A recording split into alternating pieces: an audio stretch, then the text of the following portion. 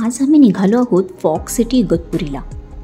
सकाळी 6:30ला आम्ही मुंबईहून निघालो आणि 11:15च्या दरम्यान इगतपुरीला पोहोचलो।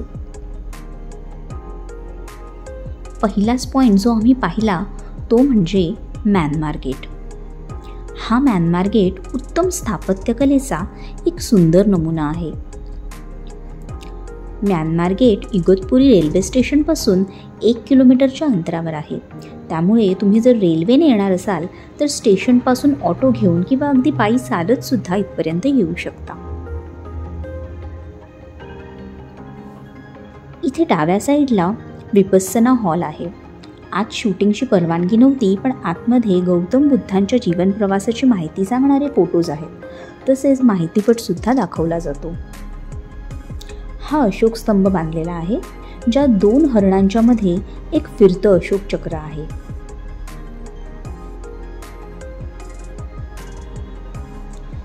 म्यानमार गेटच्या परिसरात बुद्ध उद्यान बांधले आहे, जिथे सगळीकडे हिरवळ आणि शांतता असल्याने फेरफटका मारण्यासाठी ही जागा उत्तम आहे।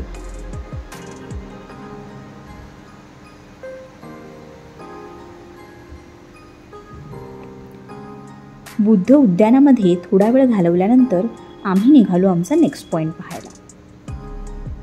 आम्ही आता रेल्वे डॅमकडे निघालो आहोत। म्यानमार गेटपासून हा डॅम जवळच आहे।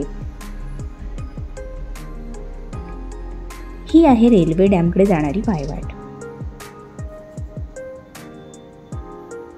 इथे दिसणाऱ्या या छोट्याशा स्टॉलवर आम्ही लंच केला।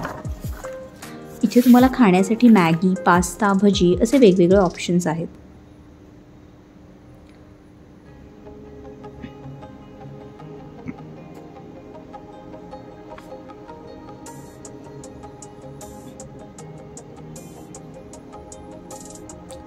हा आहे इगतपुरी लेक। रेल्वे स्टेशनपासून जवळ असल्याने याला रेल्वे लेक असेही म्हणतात। लेक जवळ जाण्यासाठी आम्ही निघालो आहोत। लेक जवळचा परिसर शांत आणि सुंदर आहे।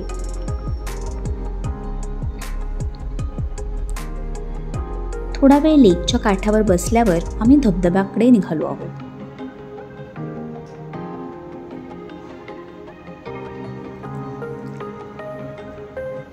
10-15 मिनिटं चालून झाल्यावर फायनली आम्हाला धबधबा दिसला, पण पाऊस जास्त नसल्याने धबधब्याला पाणी अगदीच कमी होतं।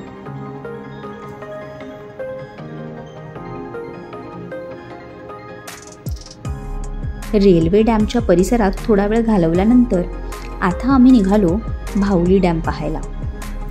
हे सगळे पॉईंट्स एकमेकांपासून जवळच आहेत, त्यामुळे एक दिवसात तुम्ही हे सगळे पॉईंट्स कव्हर करू शकता।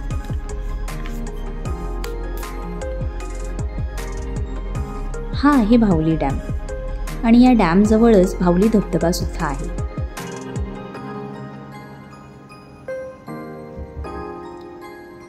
हा आहे भावली धबधबा।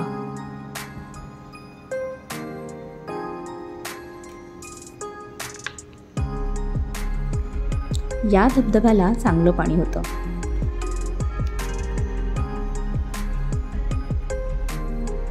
धबधब्यामध्ये मनसोक्त भिजल्यानंतर जवळच्या स्टॉलवर जाण्यासाठी आम्ही निघालो।